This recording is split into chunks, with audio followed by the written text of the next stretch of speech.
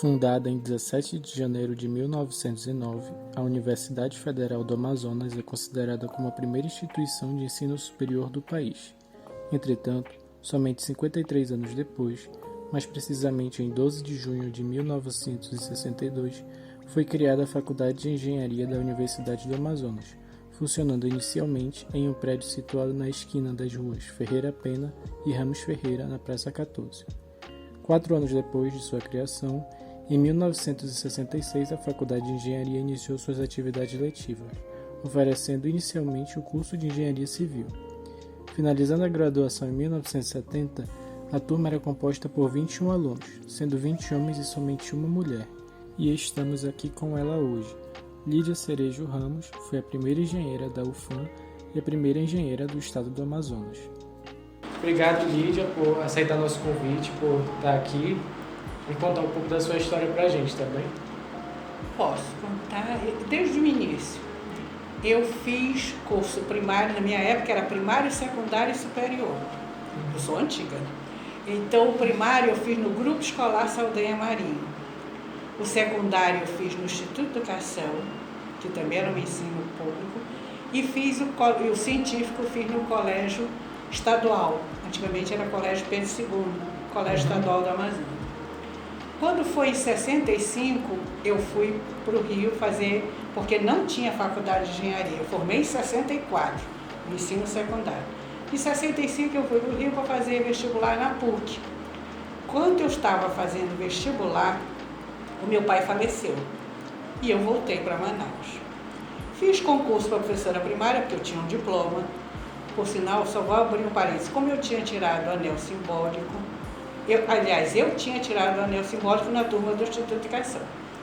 Bem, aí eu fiz vestibular e ficamos aguardando. Fizemos um cursinho de 3 meses, um cursinho fundado pelo professor Benjamin Benchimol. Funcionava no SESC. Era um cursinho caro. Eu pagava metade do meu salário pelo cursinho, salário de professora primária.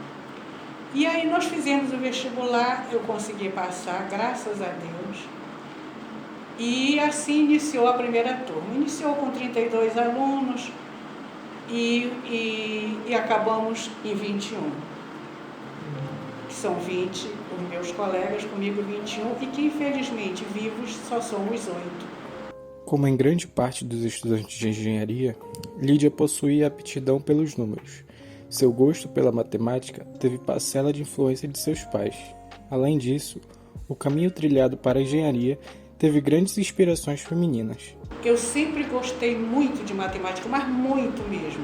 Eu acho que é o meu jeito de ver. Ciência exata é uma coisa exata. E também eu acho que é uma herança genética.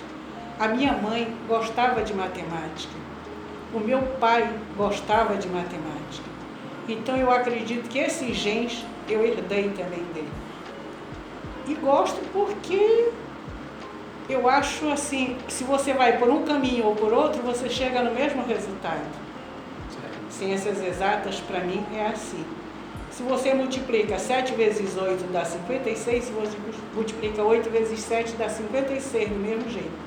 Eu me destacava no meu curso secundário, tanto no pedagógico como no científico, eu tinha todas as tendências de gostar de matemática.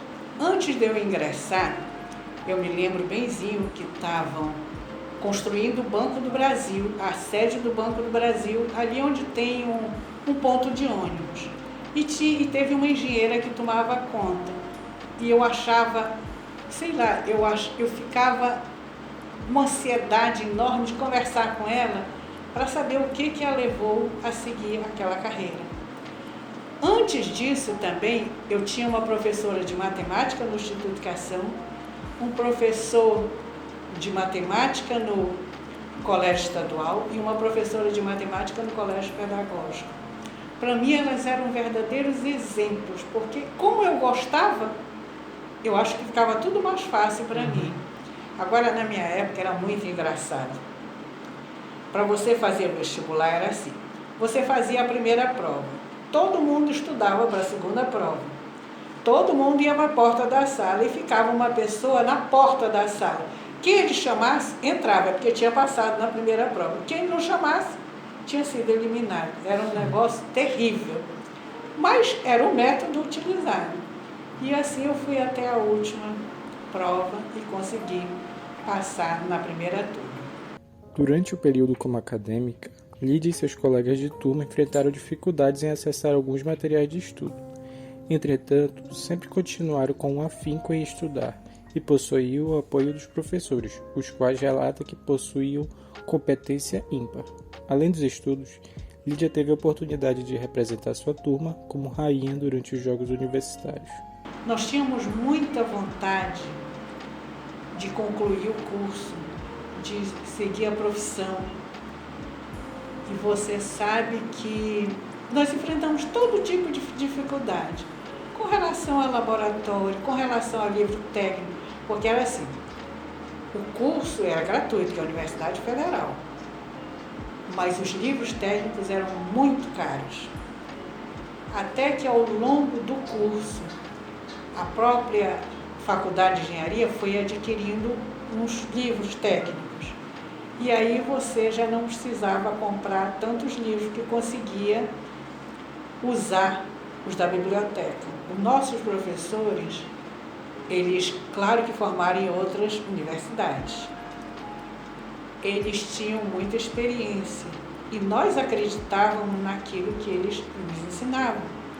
Porque o curso ensina você a procurar, a encontrar aquilo que você vai precisar. Você capta ou não, sabe? Nós tínhamos professores muito bons, Elias Alca, professor Vilar, eram pessoas de idade, mas muito competentes. Demonstravam muita competência, porque uma coisa é você ser competente, outra coisa é você demonstrar ser competente. E quando foi no 4º ano, disseram, olha, agora vocês vão ter que tomar uma decisão. Ou vocês seguem estradas, ou vocês seguem para a estrutura. Eu optei por estrutura. Antes desse 4º ano, nós fizemos uma visita à BR-319, você imagina. Em 1968, a BR-319 já estava em construção. Eu me lembro que o ministro do transporte era o Mário Andreasa. Então a gente acreditava que aquilo ali nos levaria com mais facilidade ao resto do país, porque não tem estrada. Para sair de Manaus, não tinha nem a BR-319 e nem a 174. Então você era ilhado. E nós tínhamos esperança de que a concretização dessas estradas nos levasse a ter um meio de comunicação com o resto do país. Após finalizar a graduação em 1970, Lídia começou a trabalhar na Secretaria de Planejamento da Prefeitura. Enquanto isso, prestou concurso para a IBM, concorrendo com 60 pessoas para uma só vaga, a qual teve aprovação. Quando eu estava no 3º ano, eu e a maioria, nós fomos aconselhados a fazer estágio. E eu fiz estágio numa firma que se chamava Exu. É uma firma do Sul, que no Sul ela era Exusa, e que construiu o condomínio Cidade Manaus. Cidade Jardim. Cidade Jardim, Cidade Manaus é um prédio. Cidade Jardim ali na Constantino Nery. Foi um dos primeiros condomínios que teve. Aí eu fiz estágio lá, foi a firma que eu dei estágio. Quando eu formei, eu tinha 2 opções. Se meu pai tivesse dinheiro, eu montaria um escritório. Como não era o caso. Ou eu ia trabalhar para o estado ou para o município. E assim eu tentei trabalhar no município e consegui. Eu formei e fui trabalhar na Prefeitura Municipal de Manaus. Secretaria de Planejamento. Funcionava no prédio da Praça Dom Pedro II. A prefeitura ainda era lá e o prefeito era Dr. Paulo Pinto Neto. Aí eu trabalhei lá. Quando eu estava trabalhando, apareceu no jornal um concurso para a IBM. Aí eu disse, sabe, tudo que era local que aparecesse de trabalho, eu me inscrevia, isso desde a faculdade. Eu me lembro que quando eu formei, só voltando atrás um pouquinho, eu fiz um concurso para dar aula no SESC, porque apareceu essa oportunidade. Aí, e era a dona Mini Lindoso, que era a diretora, aí ela me chamou, eu toda feliz pensando que eu ia dar aula. Disse, minha filha, você é muito nova, eu tinha 17 anos, os alunos estão adultos, não é aconselhável que você venha dar aula. Eu fiquei arrasada, mas aceitei, não podia fazer outra coisa. Bem, aí, isso agora voltando ao período já formado.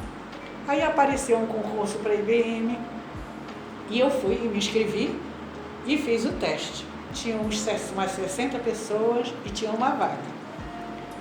Bom, mas você arrisca, né?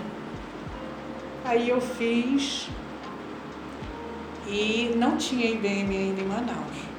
Iam colocar os primeiros funcionários da IBM, tinha filial em Belém, mas não tinha nada em Manaus. Resultado, resumindo, eu passei quase um ano fazendo entrevista. Vinha uma pessoa de fora fazer uma entrevista comigo. A pessoa ficava no hotel, eu ia no hotel, se ficava no Hotel Amazonas, eu ia no Hotel Amazonas, se ficava no Lodge, eu ia no Lodge. Qual era a preocupação da IBM? Ela ia investir comigo. Eu ia fazer um curso de pós-graduação em análise de sistemas. Ela ia me manter no Rio de Janeiro por 9 meses, que era onde era o curso. Eu depois refleti. Ela tinha razão de ter dúvida de me colocar, de investir em mim. Como é que eu vou investir numa pessoa quando chegar? Eu era solteira. Quando ela voltar do curso, ela casa, o marido não deixa mais, ela vai. E nós investimos em nada. E assim eu passei um ano sendo entrevistada. Vinha gente de todo local do Brasil. O certo é que eles conseguiram me admitir e eu fui para o Rio de Janeiro. O meu curso iniciou no dia 13 de março de 1972. Aí eu fiz uma carta, e eu não podia pedir demissão da prefeitura, porque eu precisava do meu salário, eu me sustentava com aquele salário. Aí eu ganhava R$ 1.200, eu não posso te dizer o valor exato, mas era assim, eu ganhava R$ 1.200. E eu fui para a IBM ganhando R$ 3.600. Aí eu pedi a demissão da prefeitura no dia 12 de março. Aí fiz uma carta para o prefeito, pedindo que ele me liberasse do aviso prévio, que eu tinha que cumprir o aviso prévio. Eu só pedi as minhas contas quando eu tive certeza que eu estava mudando de emprego. Eu não podia me dar o luxo de ficar desempregada. E assim eu fui. Aí ingressei na IBM, fui fazer meu curso no Rio. Sempre não sabia nada de análise de sistemas. A bem da verdade, eu não sabia nem o que é o significado de IBM, que é International Business Machine. Foi lá que eu aprendi tudo. Terminou meu curso, eu voltei para Manaus. E aí foi fundado o escritório de Manaus. Aí teve um escritório em Manaus. O gerente do escritório veio de Belém, ele era da filial Belém. Ele é amazonense, mas ele estava em Belém e ele veio gerenciar o escritório. E nós viemos 2 funcionários da IBM. Então nós éramos 3, o gerente mais 2. E assim foi a minha vida profissional na IBM. Coincidentemente, ou não, depois a prefeitura foi ser meu cliente como funcionária IBM. A Universidade do Amazonas foi ser meu cliente como IBM e como funcionária. Então, e outros clientes menores, mas nós tínhamos, cada um tinha vários clientes. E assim foi a minha vida profissional. Quando eu trabalhei na prefeitura, eu era do planejamento e eu tinha um chefe de departamento, eu não sei, porque órgão municipal assim tem DAI, DAS, departamento, Tem secretaria, tem departamentos. Eu era do planejamento, trabalhava com a Secretaria de Planejamento, o secretário de Planejamento era Zé Augusto Almeida. E aí eu acompanhava obras, sempre acompanhando, era reforma de projetos tinham. Projetos para ligar, por exemplo, eu me lembro benzinho da Avenida Rio de Janeiro, ligava a Constantino Neri com a Djalma Batista. Isso antigamente nem tinha não tinha Djalma Batista, sabe? As ruas eram mão única. Eu me lembro que quando eu comecei a dirigir, era a Avenida João Coelho. Aí depois foi que mudou de nome, era rua de mão dupla, sabe? Essas coisas todas que tinha, isso é coisa de antigamente, que eu acho que você nem ouviu falar nessa história. Eu acompanhava sempre projetos que tinham sido aprovados e cujo objetivo era que fossem concluídos. Asfaltamento de rua, medição de rua, sempre tinha o pessoal que trabalhava na topografia, eu acompanhava. Nunca tive problema nenhum por ser mulher e os topógrafos nenhum. Aliás, nessa parte eu nunca tive problema porque eu era mulher, os outros que trabalhavam comigo eram homens, nem de ser chefe, nem de ter estagiário, nada. Não sei se das minhas características ou fora dela, não posso te dizer. Durante sua vida, Lídia relata que não teve nenhum tipo de problema por ser mulher dentro da engenharia. Entretanto, relata suas observações sobre a presença feminina durante sua carreira. Nem quando eu iniciei, que eu tinha mais uma colega, e nem depois durante o curso. Eu não tive problema nenhum de eu ficar única e de ter os meus 20 colegas. Nenhum. Nem para estudar, até viagem para Itacoatiara nós fizemos juntos, eu e eles 20. Sabe, eu não tinha problema nenhum, mas nenhum mesmo. Os cargos de chefia, isso eu já observava, dificilmente são dados para as mulheres. Os cargos de gerência, dificilmente são dados para as mulheres. Porque eu acho que os homens pensam assim. Isso é o meu jeito de ver. Bom, a mulher tem tantas obrigações em casa que ela não vai dar conta do profissional. E não é assim.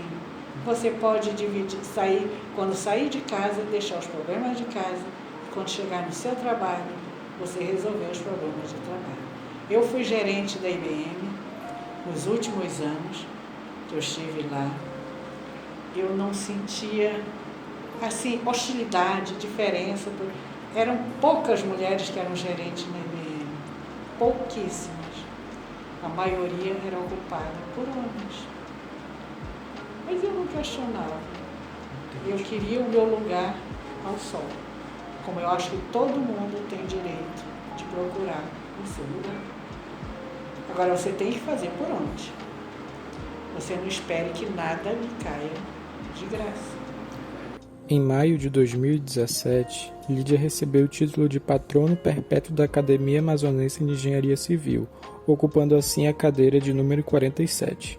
Ano passado eu fui surpreendida quando foi fundada, quando a diretoria da Academia Amazonense de Engenharia me deu esta honra de ser patrona perpétua de uma das cadeiras.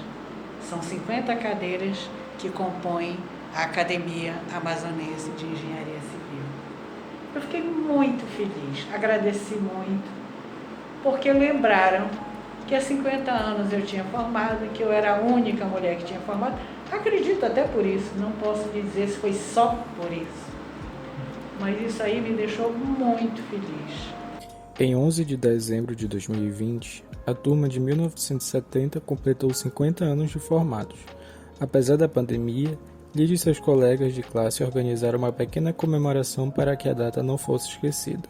Nós, em março do ano passado, nós começamos a pensar como nós iríamos fazer para comemorar os 50 anos da turma, meio século de formado, a primeira turma.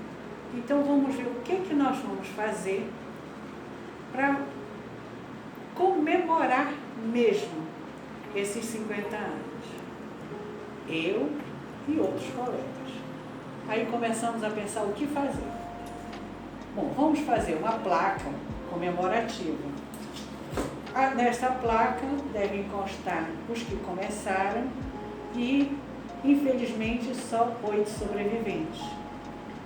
Após 50 anos, a nossa turma ainda ficou mais reduzida. E fomos conversar com o reitor para ver como é que nós deixaríamos o registro da nossa primeira turma. E aí ele autorizou que fosse colocada numa parede lá da faculdade, do diretor da Faculdade de Tecnologia, que ficava visível, era um local onde todos os alunos passam, quer dizer, a maioria passa. E aí eles viram, olha, quem fez parte da primeira turma, daqui a anos, quem fez parte da primeira turma, esse aqui eu conheço, esse aqui foi meu avô, esse aqui é minha avó, esse aqui participou, esse aqui trabalhou com meu pai, e assim sucessivamente.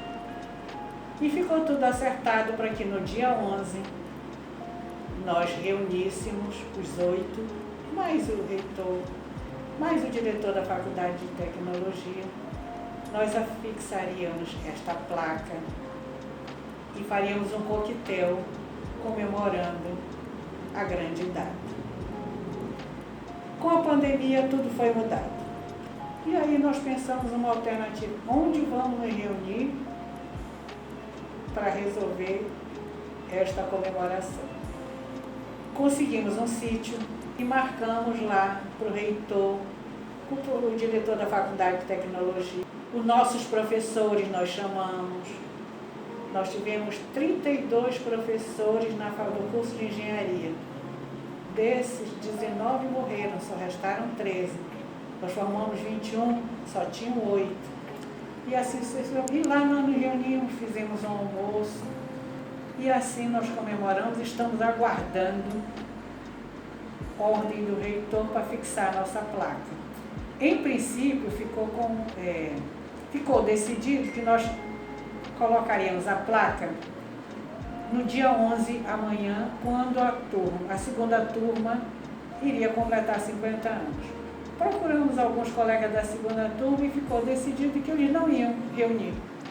E aí a placa continua aqui em casa, esperando uma ordem para ser afixada lá na parede. Cada formando recebeu uma mini placa dessa.